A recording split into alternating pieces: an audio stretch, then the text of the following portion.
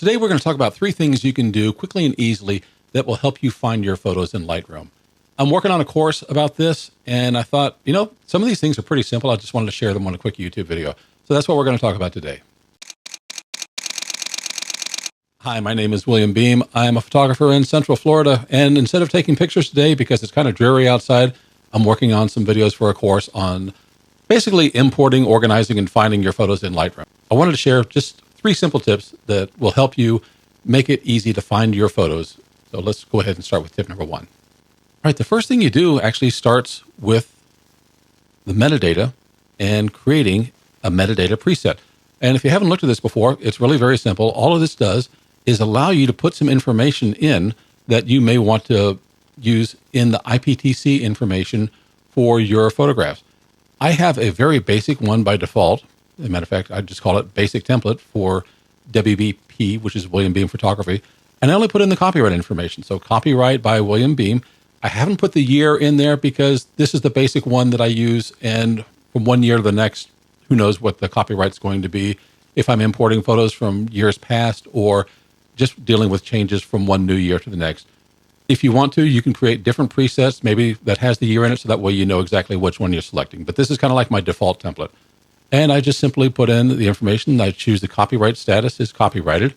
I put in all rights reserved. That's my preference. Some people will like to use Creative Commons or other kind of status. And then I've got a link to my web page that shows my licensing information. And that's it. You can do a lot more here. For example, this information gets embedded with your photographs. So if you want people to be able to find you, let's say that someone comes across your photograph and they say, hey, I'd really like to use this. How do I find the owner?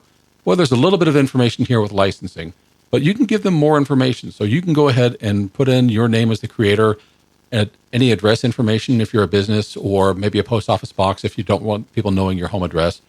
And also you can just put in a phone number, an email, or your website. There's a lot of information here that you can use. I kind of keep this one for imports very sparse and basic because it may not be applicable to every photo that I import.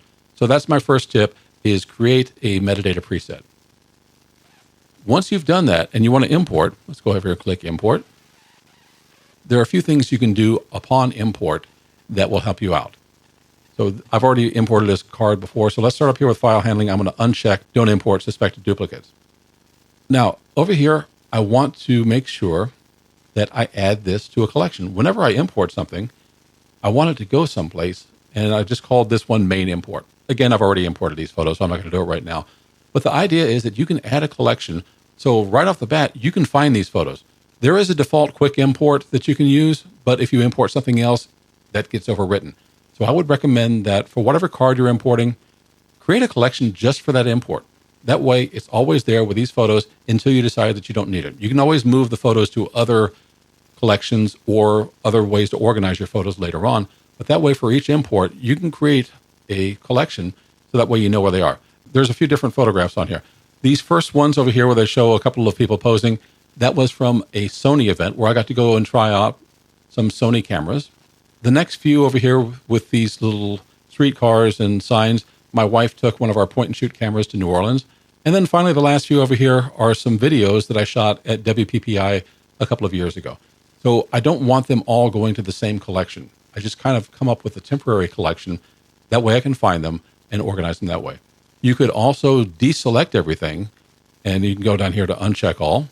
And let's say that maybe you wanted to do your import like this. So I want to check everything here. All of those photos are checked. Now I might do an import for just those photos, create a collection for Sony B Alpha event. And then on the next import, I'll unselect those. And then I'll come down here and select all the ones that my wife took in New Orleans. Check that.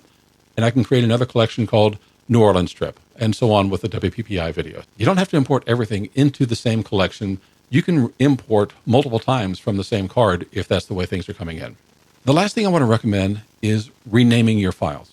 If you come over here to this section where file renaming, you can create some custom settings. And instead of what it normally comes in my case, my camera starts off with my initials, WB, and then has a bunch of numbers going on. Well, you can change that. Let's say that I wanted to import those ones from New Orleans. I can type in New Orleans. And then I've got a sequence that's going from 0001, and you can choose, what you want that sequence to look like. And it shows you in the example above. Let's say if I go with total, it'll show you what it looks like there. So you've got a few options, and it's not just a matter of how many zeros you have leading up into it. You have all these other things. You can use your import sequence. So in other words, maybe you're doing a number of imports. Maybe you've got import 1 sequence 0001 going on. You could bring in some data information. You can format it in different ways. But the idea of renaming the files means that when you want to search for something, it's easier to search for file name if it means something related to the photograph. So if I'm searching for something in New Orleans, then I can search for file names that start with New Orleans. As a bonus tip, you can add a keyword. I know a lot of people have different mixed feelings on keywords. Personally, I love them. And I may not want the keywords for everything. But to me, the keyword upon import is very much like the collection that we talked about. So if you don't want to create another collection, create a keyword that associates with the photographs. Again, this could be New Orleans. It could be Sony. It could be B Alpha. It could be WPPI, which is where I was for the videos that were taken. You don't have to create a lot of keywords, just enough that you can find the photos that you've imported. And those are just a few quick tips, the simple things that you can do to make it much easier to find your photographs. As I said, I'm working on a course. I'll have more information on that later. But for now, if you create a metadata preset, rename your files upon import, and then associate them with either a collection or a keyword, or maybe both, I think you'll have a good opportunity to find your photos in the future. And don't forget about that IPTC metadata. It's not only good for you to search for inside of Lightroom, but it helps other people find you in case they want to license your photographs. Thanks so much for being here. If you like this photograph, please go ahead, click the like button. That tells YouTube we're doing something right, and it'll share it with more people. Subscribe and click the little bell notification icon, and you'll be notified the next time I put a video out.